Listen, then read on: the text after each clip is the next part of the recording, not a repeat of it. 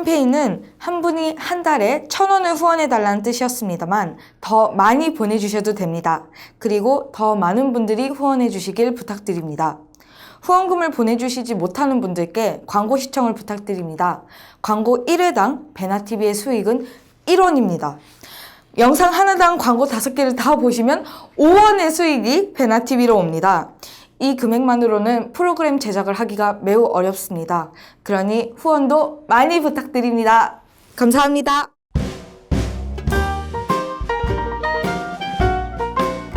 네, 시청자 여러분 안녕하세요. 탈북자의 탈북하면서 힘들고 아팠던 경험을 탈탈 털어드리는 탈탈탈입니다. 오늘은 게스트로 최수양님 나오셨어요. 안녕하세요. 안녕하세요. 네, 그리고 저희 1일 MC로 인기 폭발이었던 최서양님이 함께 나와주셨습니다. 안녕하세요. 안녕하세요.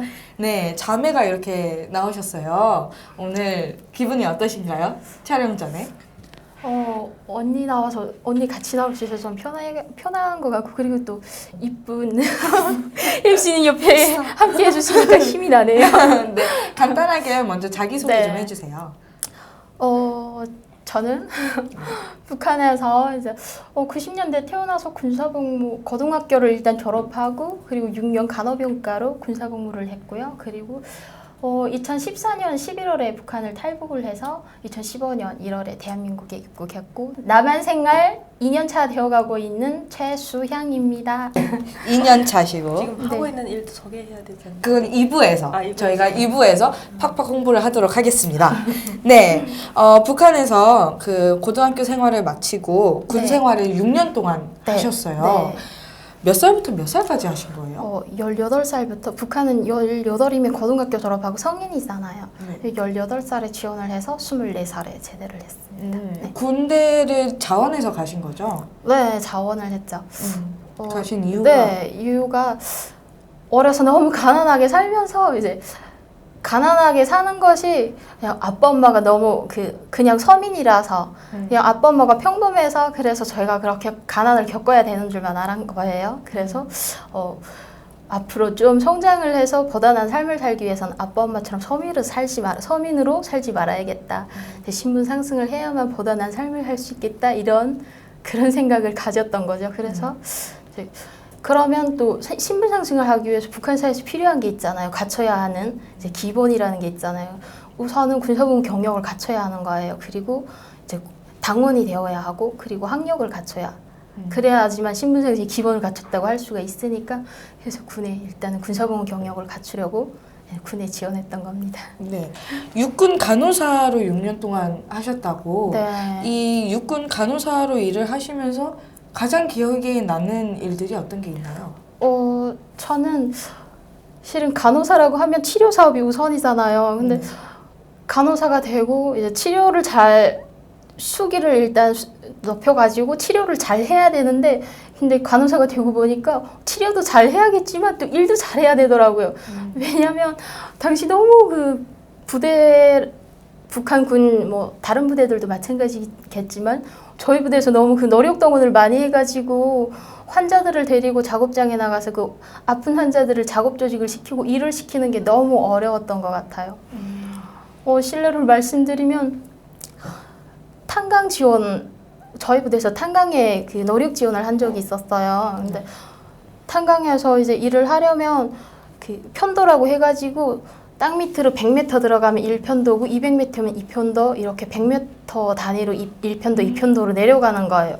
근데 3, 4편도 되는 데까지 환자들 데리고 내려가서 이제 작업을 시켜야 되는 거예요. 근데 환자들이 데리고 가서요? 네네. 400m 그럼 되겠네? 땅 지하 깊이로 네. 400m 되는 데까지 가스가 엄청 들어가니까 숨이 꼭꼭 막히는 거예요. 근데 환자들은 저보다 더 힘들 거잖아요. 그렇죠. 근데 가서 이제 일단은 기본이라는 노력이 있고, 우리 같은 경우에는 환자들은 이제 식사 보장이라던가 여러 가지 조금 경노동이라고 하는 것 같지만, 그게 또 경노동은 땅 밑에 400m 들어가서 경노동이라고 말하기 좀 어렵잖아요. 근데 네, 그렇게 일을 시키는 간호사 입장에서 치료보다 환자들을 그런데 내몬다는 게 너무도 참기 어려웠던, 심적으로 너무 힘들었던 것 같아요. 네, 그런 기억이 가장 남네. 그 군대에 있으면 네. 휴가 같은 거 잘 못 네. 나오잖아요. 없죠, 휴가는. 6년 동안 얼마나 나와 보셨어요? 실은 휴가는 없어요. 없지만 이제 없다고 말할 수는 없고 표창 휴가라고 공로가 있는 그런 대상에 한해서 이제 군사복무 기간 뭐 많이 받으면 한두 번 받을 수가 있어요. 근데 또는 너무 영양이 안 좋을 때 이제 집에 가서 영양 보충하고 오라고 네, 내보내기도 네, 하잖아요. 그거는 휴가가 아니고 아주 그냥 어, 병치료로 휴가라고 말하긴 좀 그렇고. 네, 병치료로 아예 보내버리는 거예요. 음. 저 같은 경우도 간호사니까 이제 환자들을 많이 다루잖아요. 보게 되잖아요. 그러면 저는 그 환자들 집에 보내는 데서 호송이라고 따라가야 되는 그런 절차가 있어요. 일단은 간호사 혼자 가는 게 아니고 이제 환자 데리고 간호사랑 그리고 군의 의사나 같은 그런 군의관 같이 가는 거예요. 그런 기회를 통해 가지고 집에 2번을 와본 적이 있어요. 근데 또 6년간 네. 2번이요? 네, 6년간. 근데 네.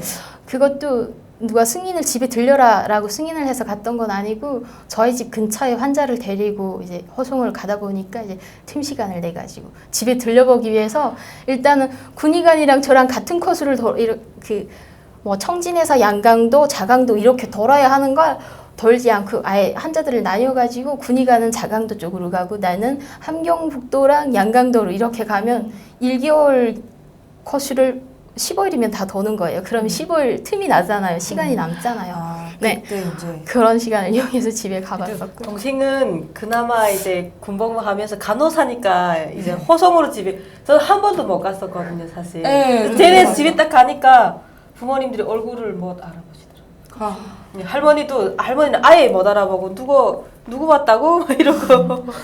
어떡해. 그러면 그때 이제 오랜만에 부모님이랑 이렇게 뵀을 때 그때의 심정은?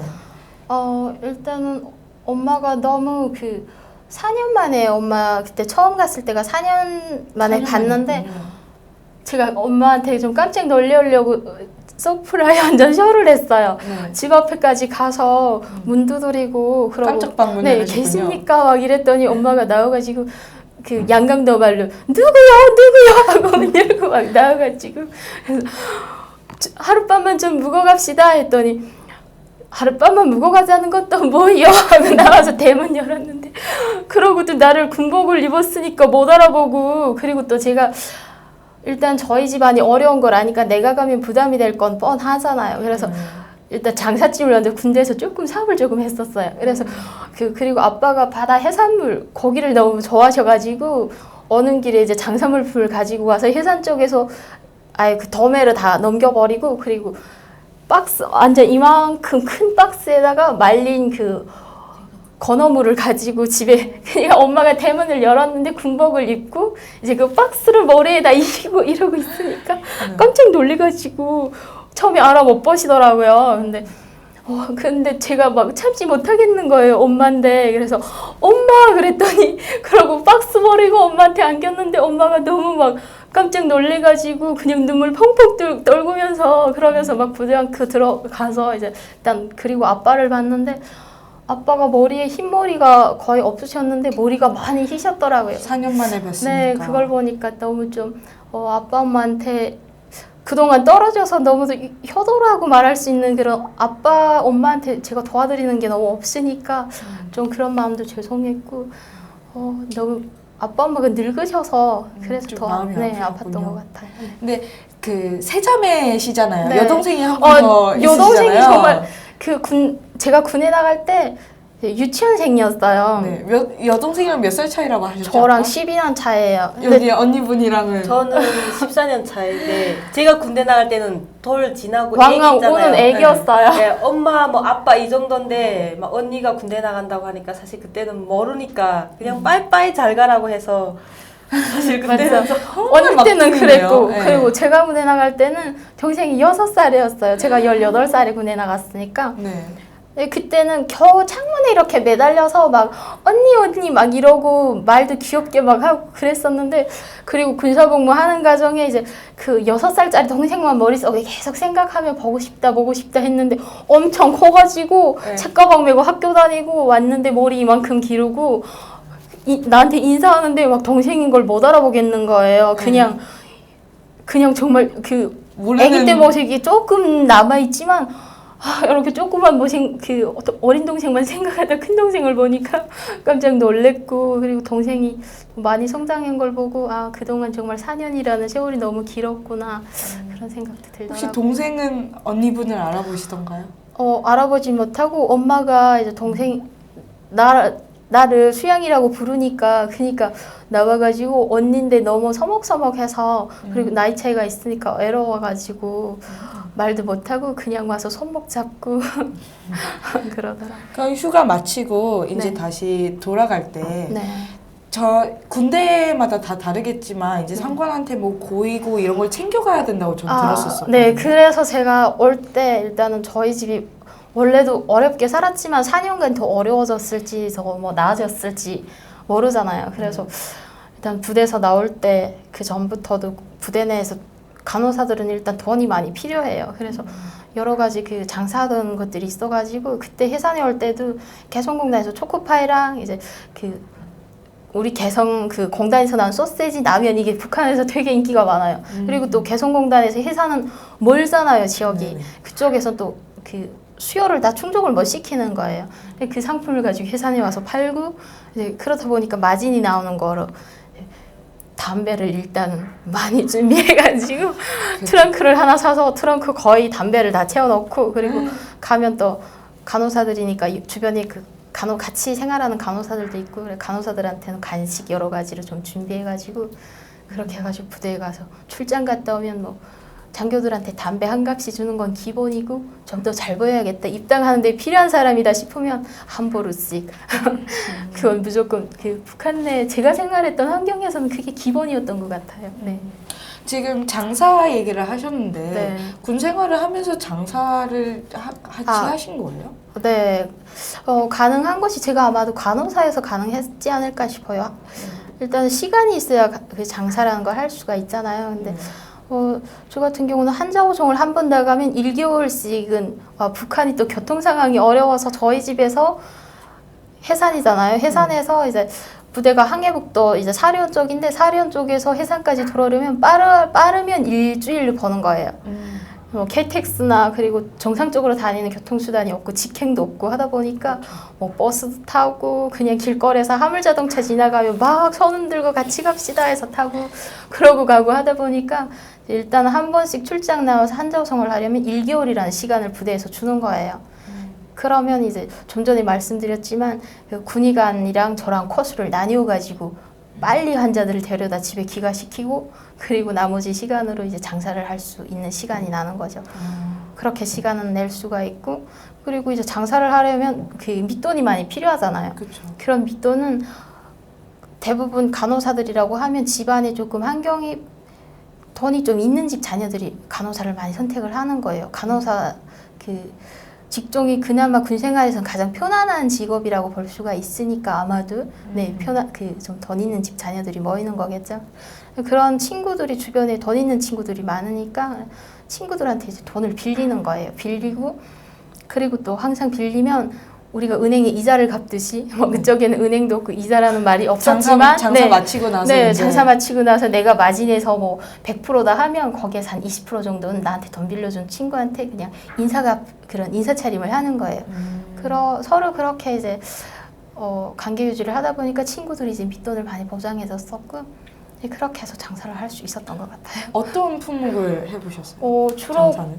군 내에서는 이제 부대가 그나마 개성공단에서 가까웠으니까 알아봤더니 개성공단 상품이 되게 인기가 많은 거예요. 그래서 주로 식품으로 해가지고 소세지나 좀 전에 말씀드렸던 초코파이 그리고 라면, 쇠고기 라면이라고 해가지고 그게 인기가 되게 많아요. 그래서 그런 것들 받아가지고 해산 쪽 그리고 총진 쪽에 이제 처음에는 제가 직접 발품을 팔아서 가서 이제 그 도매 상인들 이제 일단 그런 상인들을 잡아야 내가 그쪽에 보내줄 수 있잖아요. 그래서 일단 잡으면 그 다음부터는 전화를 하는 거예요. 언제 상품 보낼 거니까 나한테 돈을 보내라 이런 식으로 해가지고 했었고 그리고 또 반대로 해산 쪽에서 이제 북한 내 안쪽으로 이제 들어가는 상품들이 여러 가지 많은데 그 중에서 이제 가장 마진이 많은 품목을 제가 좀 고민을 해보고 알아봤더니 오토바이인 거예요. 오토바이를 회사 내서 오토바이를 받으면 중고를 일단은 받아요. 새 거는 가격이 좀 있으니까 사람들이 타기 좀 부담스럽잖아요. 그래서 중고를 받으면 이제 달러로 500달러면 받을 수가 있어요. 중국에서. 그러면 회사 내서 500달러짜리를 받아가지고 거기서 다 분해를 막 하는 거예요. 다 뜯어서 분해를 하면 엔진만 그대로 두고 이제 겉부품 있잖아요. 겉부품 비싸잖아요. 싸요. 위안화로 한 300위안이면 뭐 달러로 한 50불 정도 들어갔던 것 같아요. 그러면 겉부품은 이제 눈에 딱 보이는 그런 부분들은 다 바꿀 수가 있는 거예요. 그러면 중고에서 상중고로 이제 그 가치가 올라가는 거잖아요. 아, 이렇게 네. 직접 하셨어요? 그거를? 직접은 못하고 이제 네. 가면 그런 작업하는 또 해주는 곳이 또 따로 있고. 네, 그런 작업하는 사람들이 많아요. 네, 그래서 약간 거기에 그럼 멋스럽게 이제 오토바이 그렇죠. 딱 보면 네, 눈으로 봤을 때는 거의 새 것에 가깝다 할 정도로 그렇게 바꿔가지고 부품 다 버리고 새 부품을 박스에다 그대로 넣어가지고 조립은 안 해요. 일단 회사니 그 인력 그 뭐라고 해야 될까요? 인력이 져야 되는 수당이 너무 비싼 거예요. 회사 쪽이 인건비 그렇죠. 인건비. 인건비. 네, 인건비가 비싼 거예요. 그래서 회사에서 부품을 다 박스에다 넣어가지고 이제 원산 쪽에 나왔어요. 그래서 원산 쪽에 나와서 거기에서 조립을 하면 그쪽이 인건비가 좀 싼 거예요. 그래서 그쪽에서 조립을 해서 그 다음에 이제 팔 곳으로 저는 직접 필요한 사람들이 저한테 주문을 하면 그러면 이제 회사에서 받는 거예요. 이렇게 해서 원산에 들여다가 이제 오토바이도 북한에서는 자유롭게 탈 수가 없어요. 그리고 저 같은 경우는 군복을 입은 군인이니까 이제 거기서부터는 경무원이라고 해서 이제 군대들 규율 통제를 하는 그런 헌병. 맞아요. 네, 헌병. 헌병. 네, 맞죠? 네. 그런 사람들을 이제 돈을 조금 주고 고용을 해가지고 그 사람들이 이제 오토바이를 타고 제가 판매할 약속된 이제 오토바이 주문을 한 사람한테 가져다 주는 거죠. 그러면 500불에 받아서 이제 비용이 거의 600불 정도가 들어가고 내가 갖다가 주는 사람들한테는 900불에서 1000불 정도에 이제 주는 거죠. 마진이 조금 짭짤하게 나왔던 것 같아요. 여러 가지 장사 얘기 들어봤지만 오토바이는 처음이에요, 지금. 네, 저희 부대 친구들도 또 좀 사업하는 친구들이 있었는데 그 아이템은 누구도 생각을 못 하더라고요. 북한에서 지역이 유리한 게 더 해산에서 그래도 또 세관 쪽에도 조금 좀 아는 분이 계시고 뭐 이런 조건이 돼 있으니까 근데 맞지. 누구나 다 그렇게 마진을 이런 장사다가 망하는 사람들도 되게 많아요. 그렇다 보니까 주문을 무조건 딱 받은 그 수량에 맞게 그렇게 해서 받아들여왔던 거죠. 6년을 군복무를 하시고 제대를 네. 하셨어요. 네, 이거 제대도 종류가 다양하죠. 네, 만기 제대, 네. 병가 제대 이렇게 네, 그렇죠. 많은 걸로 아는데. 생활제대가 있고 그리고 병이 걸려가지고 그런 경우에는 감정제대라고 하는 거예요. 그리고 이제 정상적으로 군사복무 기간 다 채우고 만기제대 그런 거는 최수영님은 저는 만기제대 6년. 대단하다. 제대하시고 이제 집에 네. 오셨어요. 네. 원래대로라면 신분 상승을 위해서 입당도 하시고 하셨을 것 같은데 네. 갑자기 탈북을 결심하게 된 동기는 뭔가요? 네, 동기가 좀 저도 제대할 때까지만 해도 내가 1년 뒤에 한국에 가리라 꿈도 못 꿔봤었죠. 근데 일단은 사회에 나와서 제가 대학교를 가야 이제 군사복무 하는 과정에 군복무 경력은 갖췄고 입당을 했어요. 그리고 대학교 추천서를 받을 거예요. 제가 받고 그리고 사회에 나와 보니까 제가 고등학교를 졸업하고 이제 사회생활이 그거를 끝이었잖아요. 군생활을 하다 보니까 사회를 잘 몰랐던 거예요. 제가 제대할 때까지만 해도 제가 어렵고 못 먹고 못 쓰더라도 이제 북한은 사회주의 제도니까 내가 대학교 가서 공부하는 것만큼은 가능할 거다라고 기대를 하고 그리고 사회에 나왔는데 대학교를 갈 수가 없더라고요. 처음에는 그걸 이해할 수가 없었어요. 근데 친구들이 나보고 이제 설명을 해주는 거예요.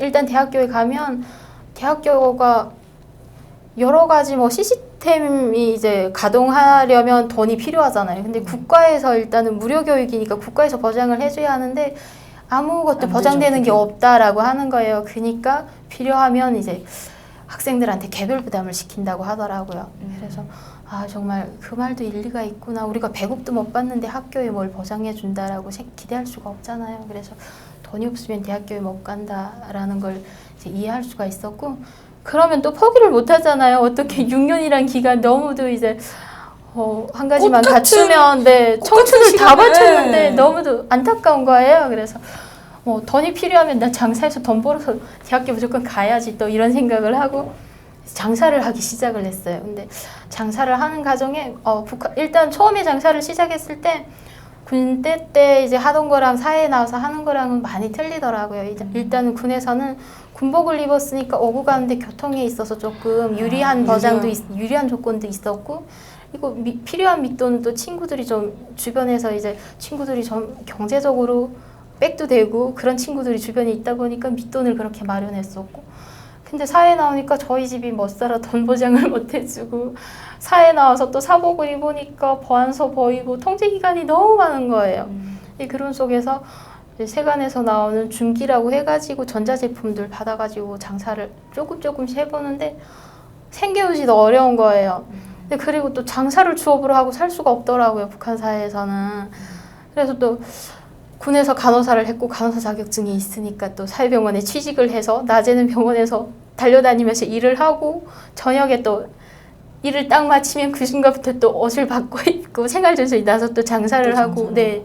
그래서 그게 너무 어렵고, 그리고 또 간호사 생활을 하면서 월급이 그렇게 작은 걸 정말 저도 사회에서 생활을 못 해보다 보니까 제 생활 월급이 1,700원이었어요.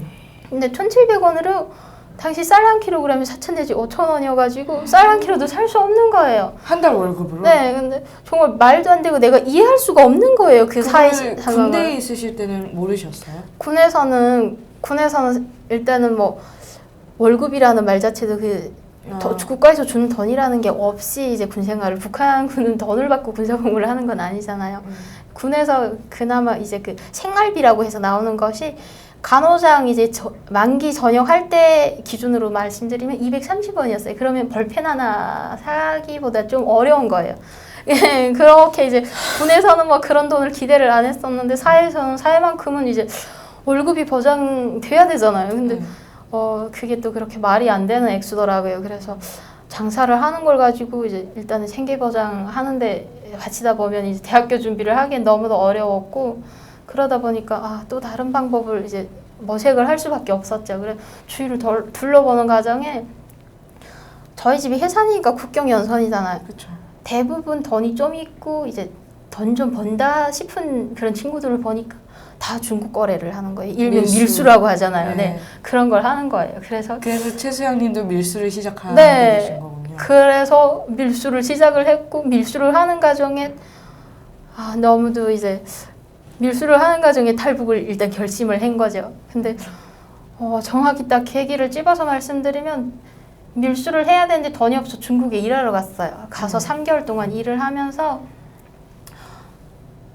제가 너무도 충격적이었던 게 어떤 시골에 인삼 재배하는 그런 곳에 갔거든요. 근데 가서 보니까 사장이 한 명 있고 내가 도착한 밭인데 사장 한 명 있고 그 밑에 한 50명 정도가 이제 일하는 사람들이 있는데 다 북한 사람들이더라고요. 거의 한 80~90%가 남자고 그리고 남성분들이고 나머지 여성, 정말 어린 20대도 있고 10대 고등학교 18살 고등학교 금방 졸업한 친구들도 있고, 그걸 보고 놀래기도 했지만 그것보다 더 놀란 것이 이제 물질적인 조건 보장인 거예요. 제대해서 와서 보니까 저희 집에서 아직도 잡곡밥을 먹고 있고, 정말 잘 사는 사람들은 아직 우리가 상상할 수 없을 정도로 엄청 잘 살지만 그 사람들은 일상생활에서 볼 수 있는 그런 환경이 그런 사람들이 아니잖아요. 대부분 일반 주민들 아직 어려운 사람들이 너무 많아요. 근데 또 중국에 가서 보니까 물질적인 것에서 이제 일단은 식량 공급이라던가 이런 먹는 거, 쌀이나 부식물, 그리고 이런 조미료 공급 충족하게 정말 그냥 먹을 수 있는 것 정말 흔하게 다 공급을 해주고, 그리고 입는 문제에서 이제 피복 공급, 그런 의류를 공급해 주는 걸 봤더니 그것만큼도 또 풍족하게 일하는 데 지장이 없게 갈아입을 여벌이 넉넉하게 주더라고요. 그래서 그때 생각한 게 이런 생각을 해봤어요. 제가 어릴 때 아빠 엄마의 말씀으로 1980년대까지만 해도 중국 사람들이 북한으로 이민을 갔다는 거예요. 그랬었는데 이제 지금 그때 당시 내가 처한 상황은 내가 이민하는 사람이나 다름없을 정도로 정말 인권이라는 것은 지금 내가 한국에 왔으니까 인권이란 말을 할 수가 있지 인권이란 말 자체도 몰랐으며 그리고 정말 사람의 인간으로서 가치는 찾아볼 수가 없는 거예요. 사장들이 그냥 엎드려서 결하라고 하면 겨야 되는 정도로 정말 하루 일이 밀려가지고 정말 9시, 10시까지 그 일을 다 마무리 짓기 전에는 사장이 오늘 이 일을 다 마무리 지어야 돼 라고 하면 밤 12시라도 다 마무리를 짓고 들어가야 하고 근데 그나마 또 내가 좀 감동을 받았던 것이 12시까지 일을 시키면 시간당 수당이 정확히 나오더라고요.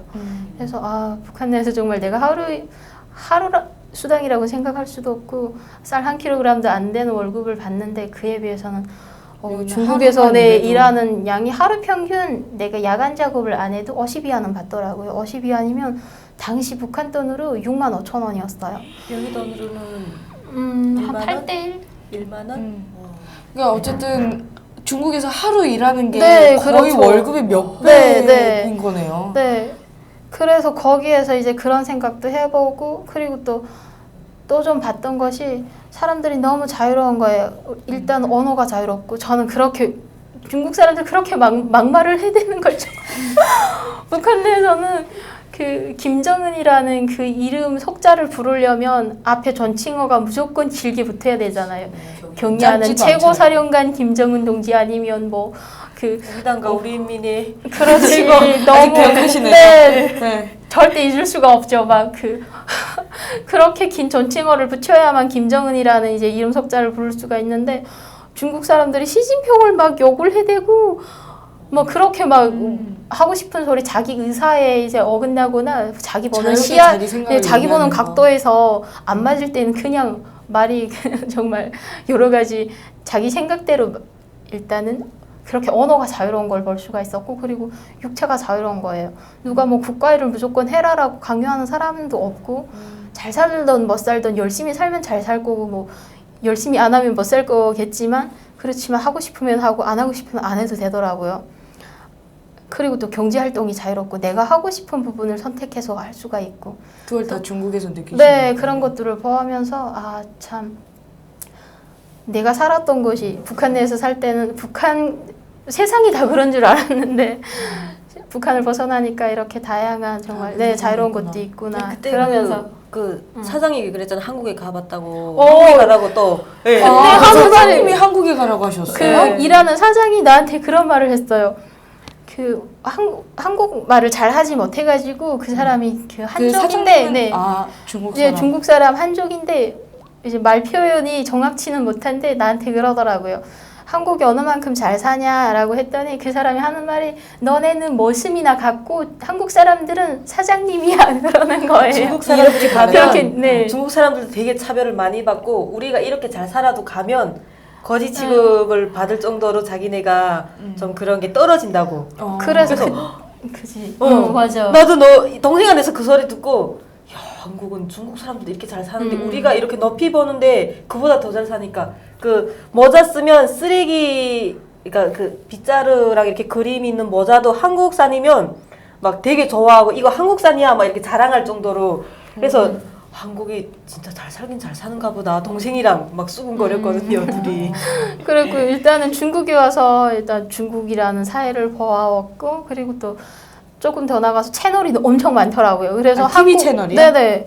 네. 한국 채널을 막 돌려서 볼 수 있고 그리고 한국 예능 프로랑 드라마도 막 자유롭게 보고. 혹시 가장 기억에 나는? 제가 14년도에 별에서 온 그대 전지현이 나오고 막 김수현이 나오고 너무도 멋있고 막 로맨틱하게 너무도 막 부러운 거예요. 그리고 20대가 또 유혹에 많이 심하잖아요. 상속자들도 봤잖아. 상속자들도 되게 거기에서 막 외국에 나가고 이런 거 그쵸. 있잖아요. 그거는 진짜로 이 로망의 끝판왕인데. 네, 그래서 그런 것들을 보면서 내가 북한에서 10년 상승을 해서 과연 보다는 삶을 살 수 있을까? 그러면 내가 이렇게 정말 중국의 시골에 사는 사람들만큼 자유로울 수 있을까? 그게 절대로 아니더라고요. 그래서 그때 조금 이런 의식에 깼었군요. 네, 그리고 내 생활에 앞으로 미래에 대한 가치관의 변화가 온 것 같아요. 그래가지고 북한 내에서 내가 과연 대학교를 나오면 대학교에 가는 것조차도 전공을 선택할 수가 없고 대학교를 나오면 강제 배치를 받아야 하고 그냥 대학교를 안 가고 돈을 벌고 살아볼까? 북한에선 또 하폐교환 때 신뢰를 보면 그렇잖아요. 세대당 북한 돈 10만 원 이상 교환을 안 해줬어요. 그러면 정부에서 그 이상은 허용을 안 하는 거잖아요. 돈을 갖고 부자를 살 수도 없고 무조건 한국 가야겠다라고 중국에서 그때 네, 결심을 결심을 하고 그러고 이제 그게 탈북 동기가 되는 거죠. 근데 탈북을 할 때 그리고 다시 북한으로 들어갔어요. 네. 말씀해 주세요. 네. 북한으로 들어가셔서 바로 나 탈북할 거야라고 할 수 없잖아요. 그렇죠. 그 탈북을 어떻게 그래서 준비를 하셨어요? 네, 이제 탈북 준비 과정을 좀 말씀드리면 참 언니한테도 말 못했고 언니는 떠나는 당일로 전화할 수도 없는 거예요.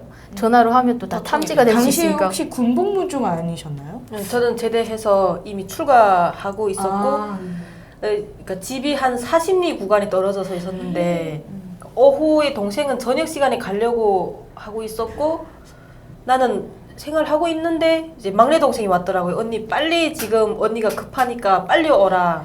제가 맞아 그때 제가 편지 쪽지를 써가지고 동생도 보지 마 그래가지고 동생도 학생이니까 글을 읽으면 알잖아요. 그래서 언니 보고 정말 급하니까 쪽지에다 정말 급하니까 언니 오늘 중으로 나 꼭 못 보면 언니 우리 언니가 후회할 수도 있어. 급한 상황이야. 그렇게 해가지고 쪽지에다 쪽지 보고 불태워버려. 그러고 혹시 남이 보면 안 되니까 그러고 동생한테 그 쪽지를 지워가지고 교통수단도 없어요. 그래가지고 저희 집 옆에 바로 큰 도로여가지고 도로에 나가서 또 화물자동차 지나가는 거 막 손 흔들고 담배 한 갑 쥐고 흔들고 동생인데 저 어디까지 가서 세워달라고 그러고 부탁을 해서 동생을 보냈어요. 근데 언니한테 가서 잘 전화하고 그러고 언니가 또 왔더라고요.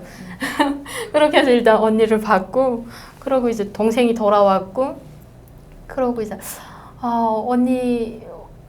언니가 그날 와가지고 언니는 알고 있고 그리고 엄마한테 그 탈북한다고 말을 했어요? 언니가 네, 와가지고 제가 탈북하기 한 1시간 반 전에 언니가 와서 조용히 언니랑 밖에 나가서 나 갈 거야 그러고 언니한테 일단은 저희가 그 단독주택 쓰고 살았는데 일단 농산물도 많았고 여러 가지 다 뒷정리할 것들이 너무 많아가지고 언니한테 제가 장사하던 장부 다 넘겨주고 빚 받을 거 다 받아 그러고 넘겨주고 집에서 어머니가 그 1년 동안 농사도 되게 어머니가 많이 지셨고 콩도 한 톤 좀 넘으셔서 그래서 그거를 제가 다 받고 그러니까 빚 뭐 받을 거 그거 장부 다 돈 문서 정리한 거 책자 하나 언니한테 다 넘겨주고 근데 이게 떠나는 길이 네. 위험하잖아요. 엄청 위험하죠. 간다고 얘기를 할 당시에 그 심정은 어떠셨어요? 뭐랄까 언니하고 그때 당시 헤어지는 거잖아요. 일단은 그래서 내가 가서 나중에 언니가 오면 뭐 볼 수 있겠지만 그리고 또 가는 길이 안전하다고 생각할 수가 없잖아요. 언니하고 어찌 보면 마지막 대화일 수도 있고 그래가지고 제가 언니한테 마지막으로 이렇게 노란 그 버섯은 아니지만 이렇게 그 북한에 짝퉁이 되게 많아서 명품 짝퉁 그거 박힌 이제 노란 버섯이 박힌 반지를 하나 남겨주고 그러고 언니 우리 꼭 다시 만나자 그러고 언니랑 그렇게 약속하고 그러고 1시간 전에 엄마한테 이제 말씀을 드렸어요. 그 전에 혹시 이 얘기를 들었을 때 서량님의 기분은? 그러니까 저는 사실 좀 죄책감이 내가 먼저 사회생활을 시작하면서 그러니까 경제적인 면에서 동생을 도와주지 못하고 장녀로서 그런 부분이 채워지지도 못하고 원래 제가 또 할 수도 없잖아요. 그렇지만 그런 것 때문에 많이 미안했어요 동생한테 사실은. 그리고 뭔가 동생한테 해줄 수 있는 것도 사실은 없었고 그리고 동생하고 영 못 벌 수도 있으니까 그런데 또 한쪽으로는 그래 여기에 사는 것보다는 가서 더 잘 될 거야 너 능력에서는 그런 생각이 있었어도 아쉬움 같은 거 죄책감 뭐 언니로서 진짜 좀 많이 미안했죠 그때는. 그래서 이제 갈 때 밀수 짐을 다 집에서 챙겨가지고 짐꾼들 되게 많이 있었어요. 동생이 밀수를 좀 대형적으로 하다 보니까 그러니까 뭐 잘 가 너 뭐 이런 말을 그렇게 못하고 그냥 집에서만 그래 꼭 그게 조심해서 너무 안타까운 가. 거예요.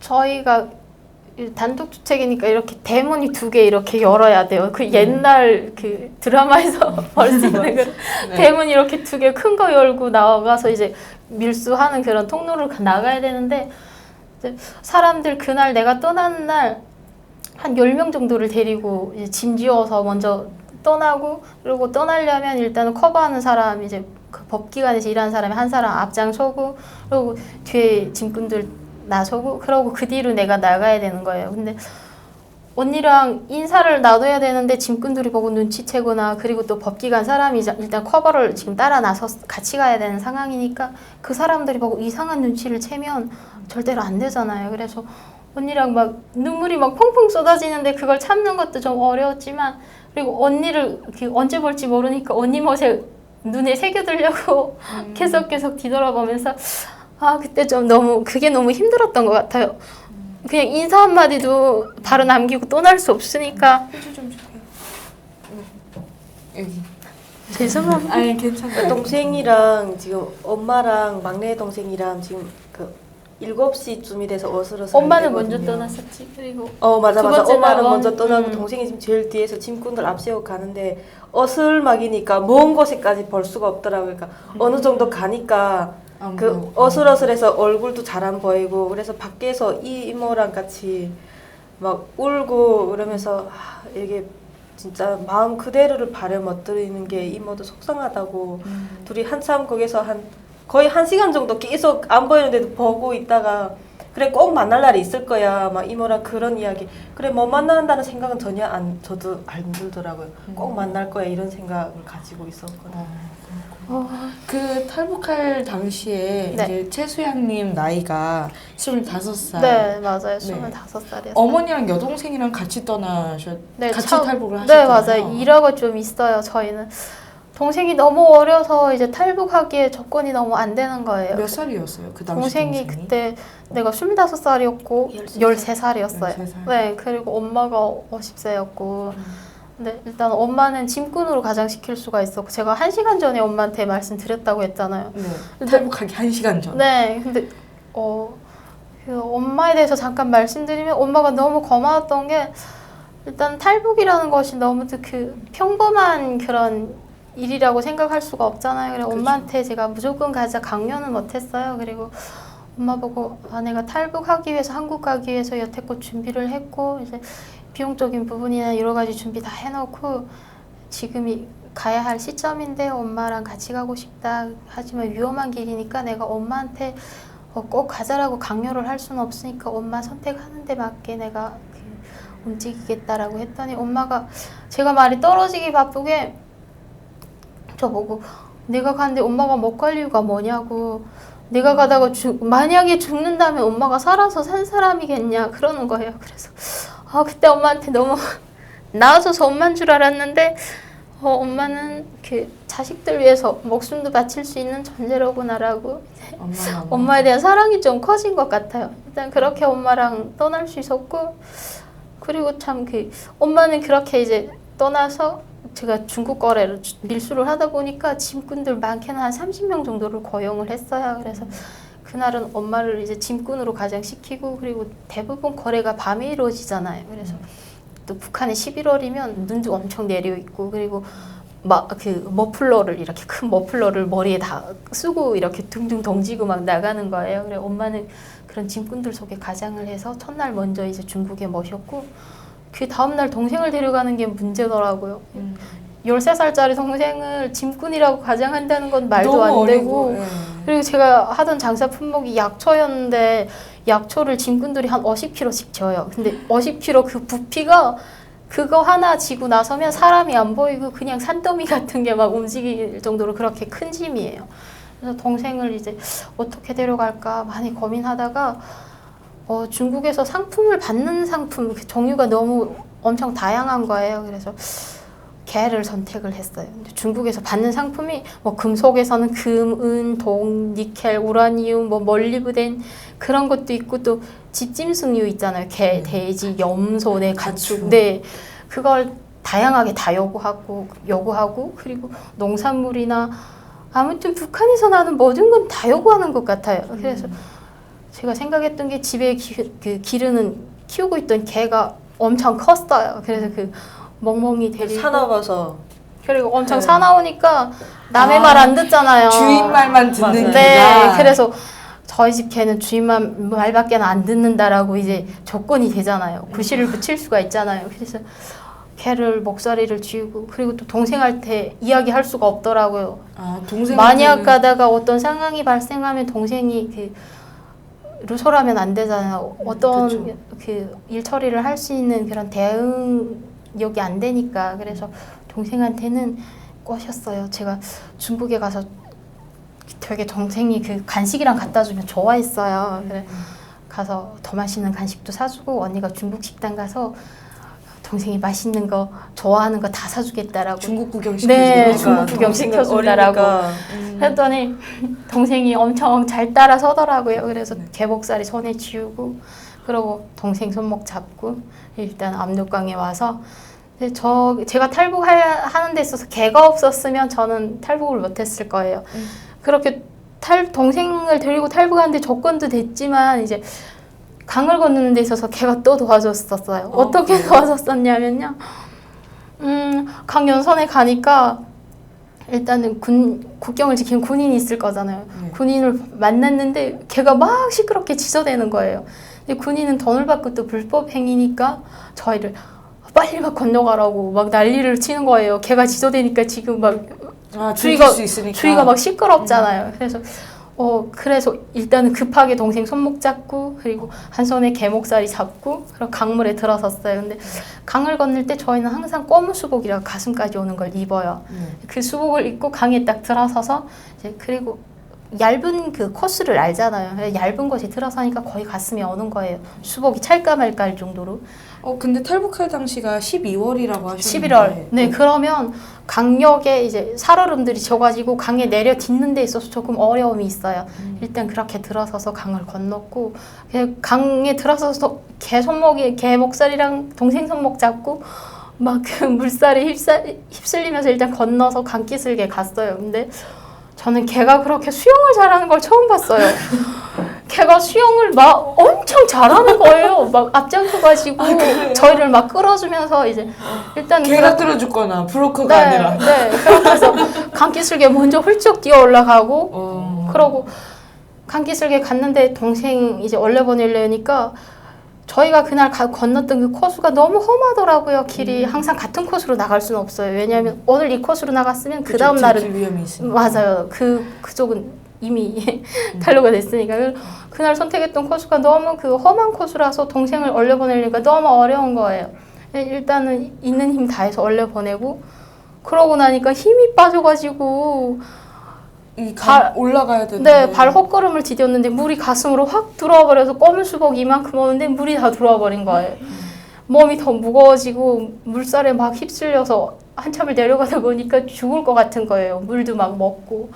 그냥 그 순간에 죽었구나라고 싶은데 갑자기 또 엄마가 눈앞에 막 떠오르면서 엄마를 또 생각하니까 그냥 물에서 불꽃 그냥 초인간적 힘이 그렇게 세더라고요.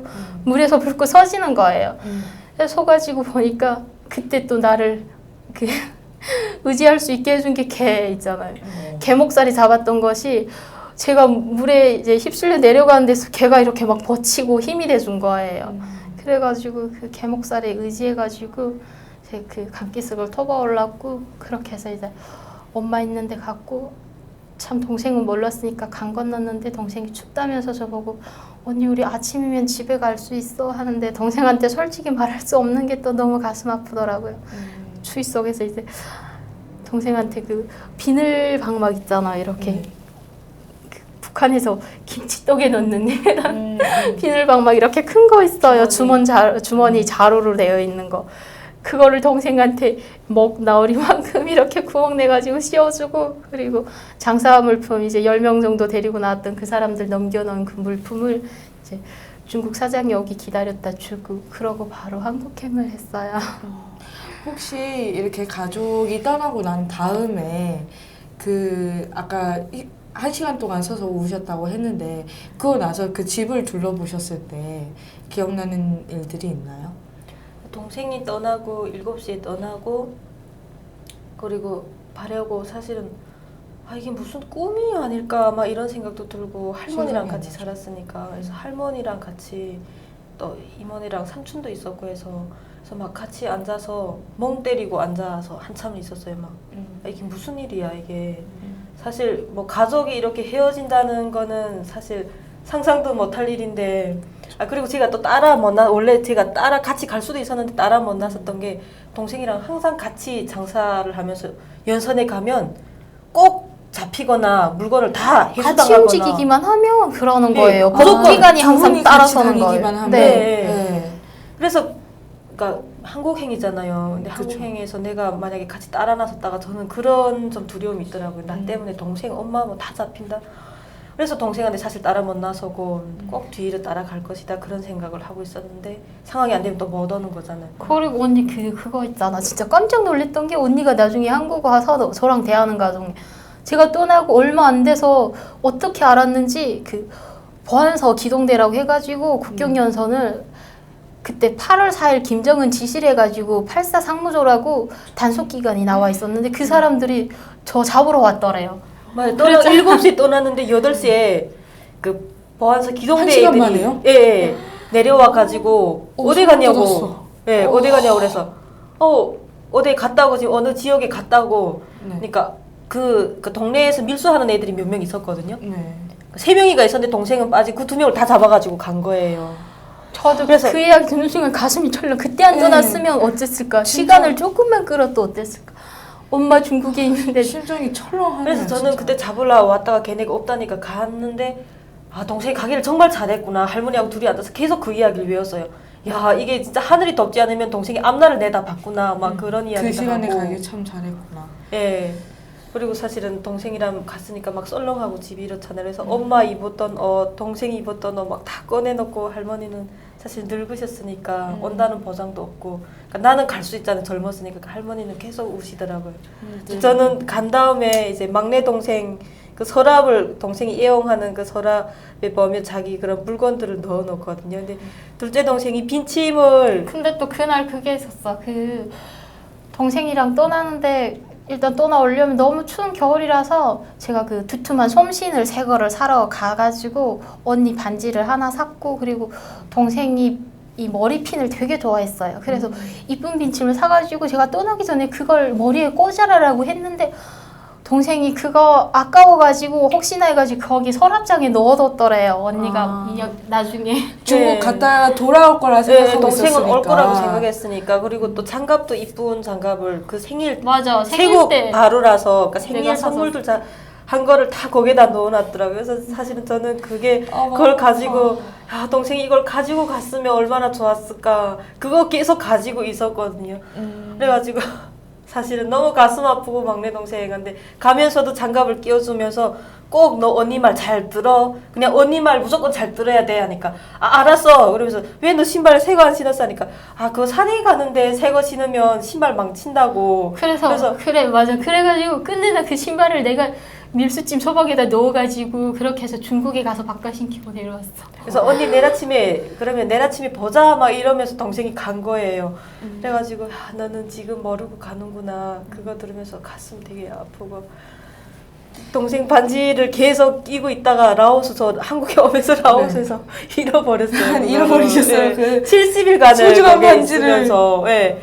그래서 막 제 아기를 데리고 왔으니까 딸이 계속 이거를 뽑아가지고 장난 쓰고 이러다 보니까 2층에서 떨궈 버린 거예요. 그것도 아쉽네요. 그러면 지금 이제 강을 건너셨어요. 네. 네, 동생과 어머니랑은 언제 만나셨어요? 이제 중국에서? 바로 중국에 동생 데리고 도착해서 저희 그 제가 가지고 나온 상품들 사장한테 주고 그리고 사장이 또 사람이 많이 그 인간적으로 고마운 사람이었던 것이 도착을 해서 이제 어디까지 좀 들여다 달라 했더니 자기 차량으로 이제 태워가지고 엄마가 지금 엄마가 안치하고 있는 그곳까지 저희를 데려다 줬어요. 그래서 엄마 만나서 블록한테 전화를 한 거죠. 근데 저는 그때 너무도 생각이 순진했던 것이 중국에 도착하면 2시간, 3시간이면 비행기 타고 그냥 한국에 날아오는 줄 알았어요. 네. 근데 블록한테 전화를 했는데 이제 오토바이가 갈 거라는 거예요. 그래서 오토바이 온 걸 보니까 바퀴 2개 달리고 짐 싣는 그런 짐차 같은 오토바이 있잖아요. 거기에 저희를 일단 짐처럼 거기에 가장을 해야 그래야 변방대에 이제 초소랑 통과해서 안전하게 갈 수 있다라고 하는 거예요.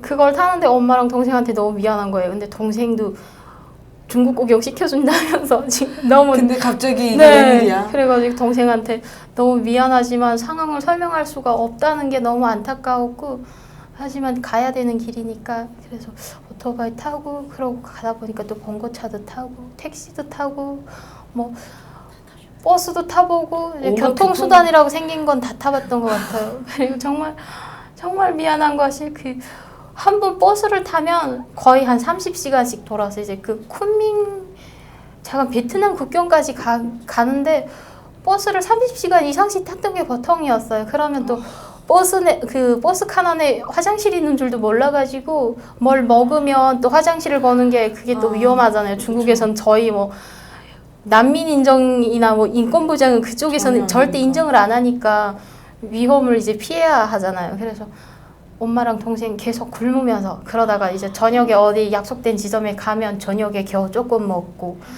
그렇게 계속 이제 이동을 해서 거의 이제 2개월이라는 시간이 걸렸어요. 한국에 오기까지. 그 기간을 계속 돌고 하다 보니까 그리고 참 그래서 엄마나 동생한테 미안함도 있었고 그리고 2개월이라는 기간 돌면서 사계절을 다 볼 수 있었어요. 참 중국이 참 넓더라고요. 네. 2개월 동안 중국도 돌지만 베트남, 라오스 이렇게 쭉 오셨잖아요. 네. 처음에 이제 북한에서 딱 떠날 때는 11월 눈이 엄청 내리고 막 얼음도 지어 있고 막 반들반들한 길이랑 그런 겨울이었었는데 막 가다 보니까 중국은 중국인데 막 꽃이 피는 곳도 있더라고요. 누구 뭐 여름이다 알려준 사람은 없지만 봄에 꽃이 폈으니까 뭐 여름이나 봄이겠지. 그리고 단풍 드는 것이 있어서 아 여긴 겨울이겠다. 그리고 또 가다 보니까 네, 아 가을이겠다 싶고 그리고 또 베트남 일단 도착하니까 거긴 또 엄청 더운 거예요. 아 여기는 여름이네. 2개월 동안 사계절 다 겪으셨네요. 네, 그러고 남방 그 열대 지방 열대지 네. 아열대 같은 그런 라오스 쪽에 가니까 잎이 넓은 그런 그게 뭐지 야자수 같은 야자수잖아요. 그런 것도 보면서 북한에서 참 어렵고 미안함도 크고 그런 마음도 있지만 어찌 보면 북한에서 구경할 수 없었던 그런 풍경들 다 구경하면서 그러면서 왔어요. 최수영님이 이제 어머니랑 동생을 데리고 네. 왔잖아요. 어머니는 그때 50대셨고 동생은 당시에 13살이셨고 네. 그 가운데서 네. 둘 다 챙겨야 하는 게 네. 굉장히 힘들었을 것 같아요. 네. 힘들었죠. 근데 미안함보다는 그 힘든 게 더 오히려 그거는 감수할 수 있었던 것 힘듦보다 같아요. 미안함이 더 컸다. 미안함이 더 컸고 항상 보면 그나마 제가 중국 거래를 하다 보니까 중국어가 조금은 돼가지고 가다가 뭘 먹어야 되겠다 싶으면 이런 매장 있잖아요. 거기 가서 부족한 중국어로 뭘 사다가 이제 드리고 책임지고 뭔가 네, 다 그런 하셨군요.